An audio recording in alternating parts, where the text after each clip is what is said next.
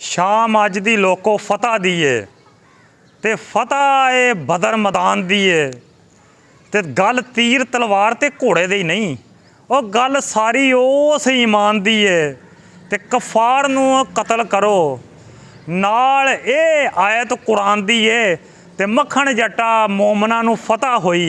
गल वेखो मुहम्मद दी शान दी है। वो मेरे देश दे वासियो, वो उम्मत मुहम्मदिया, अज दी शाम ये यादगार शाम आ। अज दी शाम सानू ये पैगाम दिंदी आ कि अगर ईमान पुख्ता वा, अल्लाह ते तवक्कल आ ते तीर तलवार ते दुनिया दे असबाब मिज़ाइल बंब ना भी होण ते ताकत जिहड़ी हैगी ईमान दी बड़ी मजबूत आ, इहदे नाल भी फतह लित्ती जा सकदी आ। दुनिया दे असबाब ये भी इख्तियार करन दा हुक्म आया वा कि ये भी जमा रखो, लेकिन ईमान की मजबूती होनी चाहिए। अज साडे अल वेख लो, आप हर मैदान च शिकस्त खा गए हाँ क्योंकि साडे च ईमान है नहीं, एटमी ताकत आपां लेकिन नाकाम आ कि ईमान